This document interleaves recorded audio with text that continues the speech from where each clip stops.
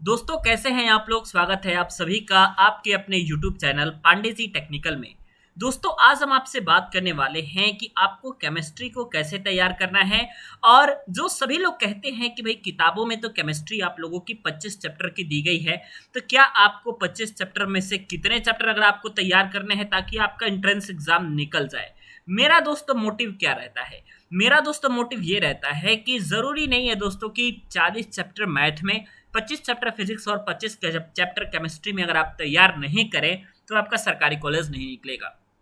मेरे कहने का मतलब है दोस्तों कि इस 25 चैप्टर में से आपको मैं ये बता दूंगा कि टोटल आप लोगों को कितने चैप्टर पढ़ने हैं और कौन कौन से चैप्टर पढ़ने हैं ताकि आपका एंट्रेंस एग्जाम निकल जाए। मोटो आपका रहना चाहिए दोस्तों कि आपको एंट्रेंस एग्जाम निकालना है, आपको सरकारी कॉलेज में प्रवेश लेना है। ठीक है, कितना भी चैप्टर तैयार हो दोस्तों, अगर मैं जिस इंपॉर्टेंट चैप्टर की आज बात करूंगा, अगर उस इंपॉर्टेंट चैप्टर को आपने तैयार कर लिया तो मात्र आप 10 से 12 चैप्टर तैयार करके ही इस 25 चैप्टर के कंटेंट के बराबर प्रिपरेशन कर सकते हैं और आप अपने सरकारी कॉलेज को पा सकते हैं। तो मिशन जो है दोस्तों आप लोगों के पांडे जी टेक्निकल का आप लोगों के साथ जुड़ा हुआ है।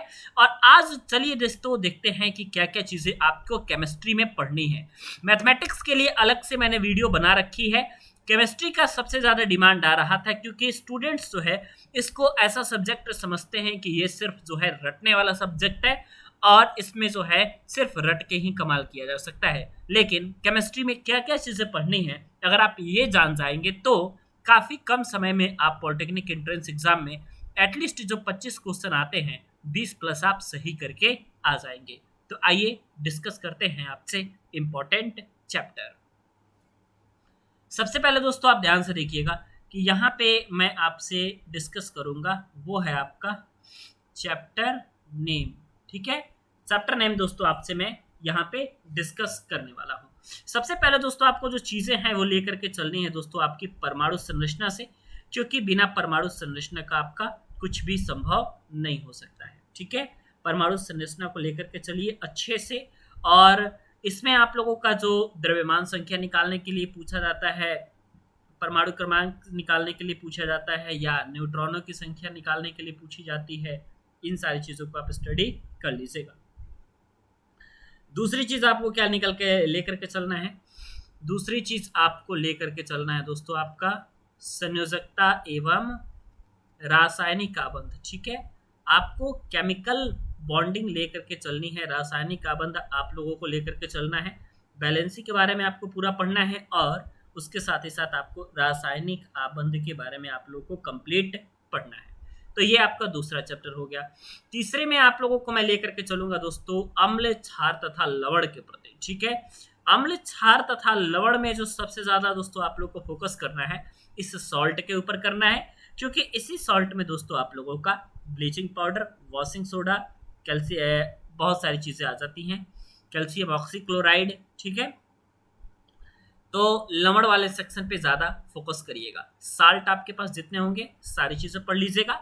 और साल्ट में जो इंपॉर्टेंट साल्ट होते हैं उसके आपके जो डायरेक्टली पूछा जाता है वो दोस्तों वो पूछा जाता है आपका उस साल्ट का डायरेक्टली या तो केमिकल फार्मूला, और केमिकल फार्मूला के अलावा उसका नाम वगैरह कि क्या नाम है उस सॉल्ट का। ठीक है, अब बात करते हैं दोस्तों नेक्स्ट। आपको सबसे ज्यादा पढ़ना है दोस्तों आप लोगों का ये फेवरेट टॉपिक आ चुका है, कार्बन तथा उसके यौगिक। कार्बन एंड इट्स कंपाउंड के बारे में आपको पूरा डिटेल स्टडी होनी चाहिए, पूरा डिटेल नॉलेज आपके पास होनी चाहिए कार्बन तथा उसके यौगिकों के बारे में।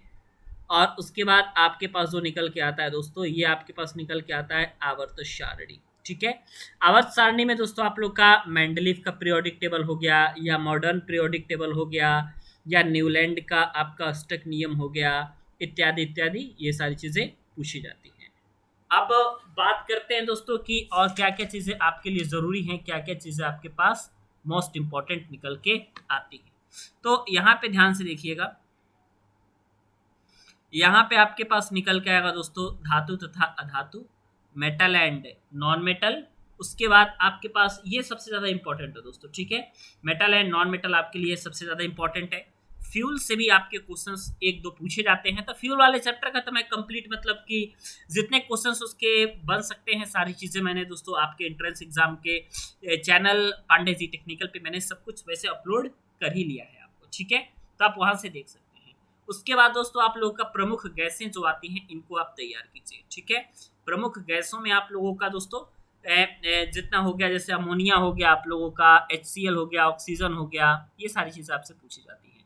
मेरे कहने का मतलब है दोस्तों कि अगर आपने इतने चैप्टर्स को तैयार कर लिए तो आपको एंट्रेंस एग्जाम निकालने से कोई नहीं रोक सकता है, ठीक है।